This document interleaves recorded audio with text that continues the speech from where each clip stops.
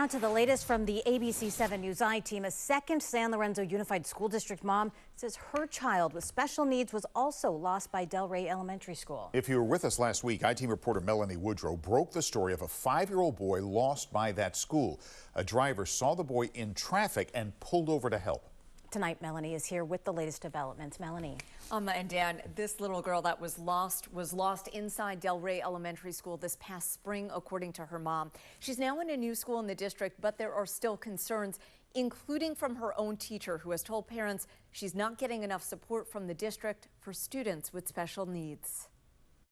I'm making a happy pumpkin. When Janae Robinson heard a little boy was lost by Delray Elementary School on October 16th and found by a driver a third of a mile away from the school, she immediately thought of her daughter Murphy. I was really shocked and scared. Shocked and scared that it had happened again. She says last spring, 8-year-old Murphy also went missing. They had to lock down the school because they couldn't find her, and they had no answers if she was still on campus or not.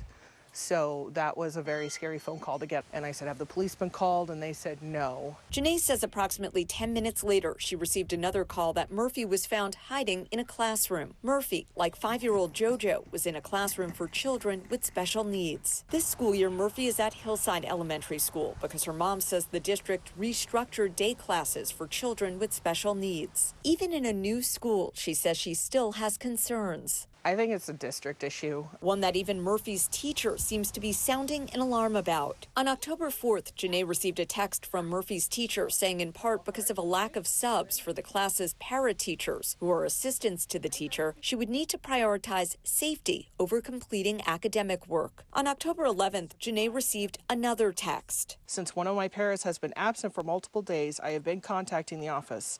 Today, I feel frustrated by what they said. This time, Murphy's teacher sent parents an email she sent to the school principal and district staff saying in part, I want to understand how one adult is enough for 4 to 6 kids in my class, especially during lunch and recess. Please remember that 4 to 5 out of 6 kids are runners. We've had so many incidents since the start of the school year. The class, according to Murphy's teacher's text, is supposed to have 1 adult for every 2 kids. You know, we just want our kids to be safe. We want them to feel like kids and go to school. For Murphy, supervision is especially critical. She's a type 1 diabetic and wears a sensor that goes off if her blood sugar is too high or too low. So when it beeps, I hear like this.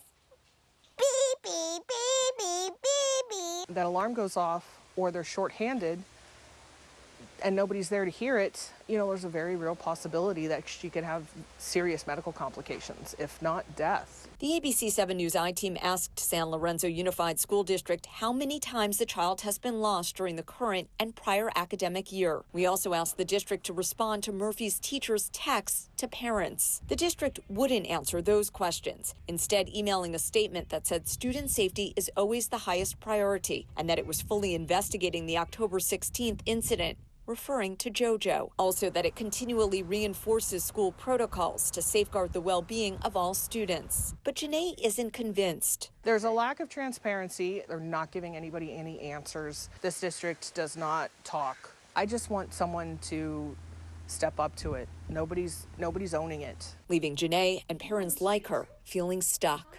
What do you do? What do you do? It's a public school system. It's supposed to be accessible to everybody. What do you do? Janae believes the solution needs to come from the district, and she believes it starts with staffing. Pay people a livable wage and make sure that you're retaining the best teachers. Right. Yeah. All right. Thank you, Melanie.